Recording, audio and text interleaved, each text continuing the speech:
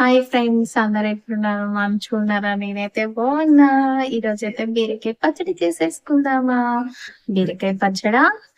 బీరకాయ పచ్చడి అంటే బీరకాయ తోటి కాదు, బీరకాయ పొట్టుతో పచ్చడి చేసేసుకుందాం. బీరకాయతో కూర వండుకుందాం. ఈ రెండు బీరకాయలు ఎలా ఉన్నాయి?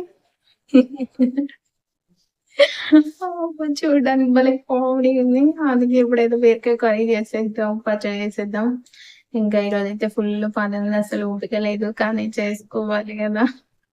చేసుకోవద్దు ఎట్లా చెప్పండి.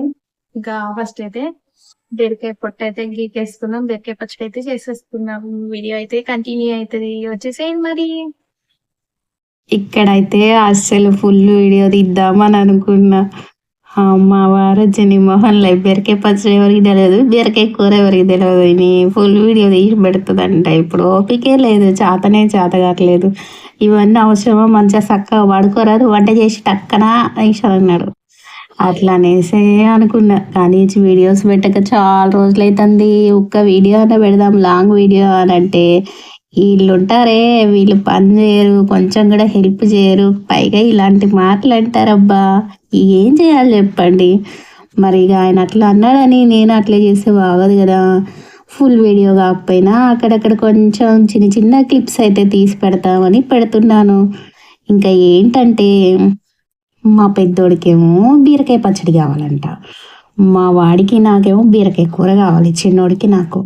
అందుకే బీరకాయ పచ్చడి కొంచెం, బీరకాయ కూర కొంచెం అయితే చేసేస్తున్నా. బీరకాయలు ఇలా పొట్టు తీసి కడిగి పెట్టేశాను. ఇందులోకి బీరకాయలు కొన్ని ముక్కలు అయితే ఉంచేసాను, టమాటా ఒక 2 టమాటాలు అయితే కట్ చేశాను.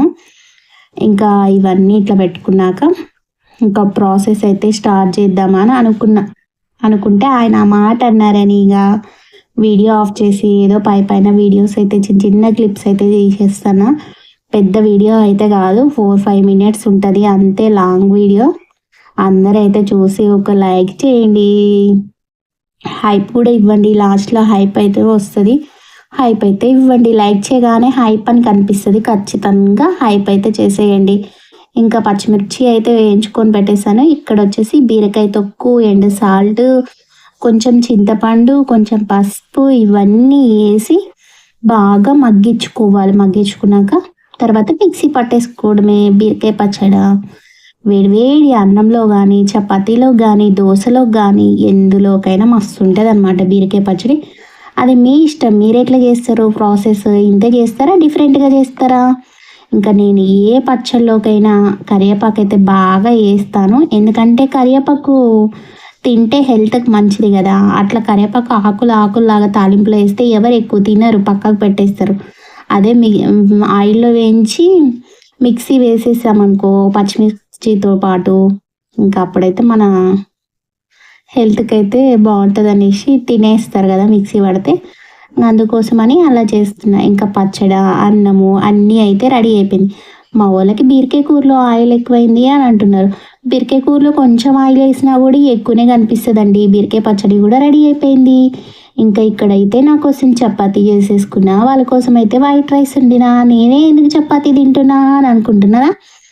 ఏం లేదు, రైస్ ఎందుకు తినాలనిపించట్లే, అందుకే వేడివేడిగా ఒక 3 చపాతీ అయితే చేసుకొని తినేస్తున్నా.